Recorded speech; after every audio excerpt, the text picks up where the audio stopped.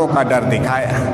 मुसलमानों का डर दिखाते दिखाते देश की कार्यपालिका पर ब्राह्मणों ने कब्जा कर लिया, देश की न्यायपालिका पर ब्राह्मणों ने कब्जा कर लिया, देश की मीडिया पर ब्राह्मणों ने कब्जा कर लिया। और हमको क्या कहते, गर्व से कहो हम हिंदू हैं। ये हिंदू क्या है? आप रामायण महाभारत गीता वेद पुराण सारा पढ़ लो, कहीं हिंदू नहीं लिखा। ब्राह्मण जिसको कहते हैं हिंदुओं का ग्रंथ है, उसमें कहीं हिंदू लिखा ही नहीं। ये हिंदू हिंदी भाषा का भी शब्द नहीं है, हिंदू संस्कृत भाषा का भी शब्द नहीं है, ये हिंदू पर्शियन भाषा का शब्द है जिसका अर्थ गुलाम होता है, हारा हुआ होता है, गुलाम होता है। तो ब्राह्मण हमें हिंदू कहकर गुलाम कह रहे। जिन ब्राह्मणों ने हमें पहले से गुलाम बनाकर रखा, वो आज भी हमें गुलाम बना करके रखना चाहते हैं। वो हिंदू कह रहे हैं जिन्होंने हमको अछूत बनाया, जिन्होंने हमको शूद्र बनाया, जिन्होंने हमको जंगलों में रहने के लिए मजबूर किया, उनका धर्म और हमारा धर्म एक नहीं हो सकता। उनका धर्म और हमारा धर्म एक नहीं। वो हमको हिंदू कहकर गुलाम कहते हैं और इस देश को हिंदुस्तान कहते हैं। उनको पता है कि यह देश उनका नहीं है, ये देश उनके गुलामों का देश है, इसलिए इस देश को हिंदुस्तान कहते हैं। इस बात को हम लोगों को समझने की जरूरत है, क्योंकि हमारे मुसलमान साथी भी बार बार हिंदुस्तान हिंदुस्तान कहते हैं। हिंदुस्तान नाम का कोई देश दुनिया के नक्शे में नहीं है।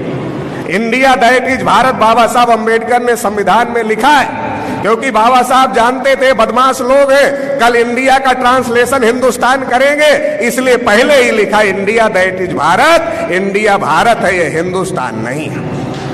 और वो ब्राह्मण कहते हैं हम हिंदू राष्ट्र बनाना चाहते हैं, वो हिंदू राष्ट्र नहीं बनाना चाहते।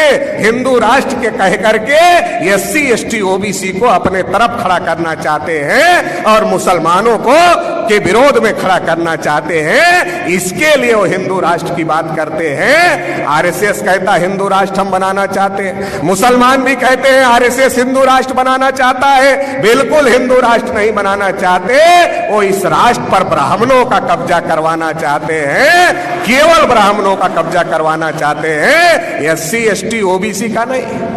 विधायिका, कार्यपालिका, न्यायपालिका, मीडिया हर जगह कर लिया है। शेड्यूल कास्ट का कोटा पूरा नहीं हुआ, शेड्यूल ट्राइब का कोटा पूरा नहीं हुआ, OBC को इस देश में कुछ नहीं मिला। मुसलमान जो गुलाम भारत में 33% प्रशासन में थे, वो 2-2.5% पर आ गए, उनका भी सत्यानाश हो गया। हमको आपसे लड़ाया, आपका भी सत्यानाश हुआ, हमारा भी सत्यानाश हुआ। इसलिए ये बात समझने की जरूरत है कि अभी अलग अलग लड़ने की जरूरत नहीं है, मिलजुल करके लड़ने की जरूरत है। बहुजन क्रांति मोर्चा और मेश्राम साहब ये पैगाम लेकर के आए हैं कि अलग अलग लड़ाई बहुत हो चुकी, अभी अलग अलग लड़े तो हमारा भी सत्यानाश हो गया, आपका भी सत्यानाश हो गया।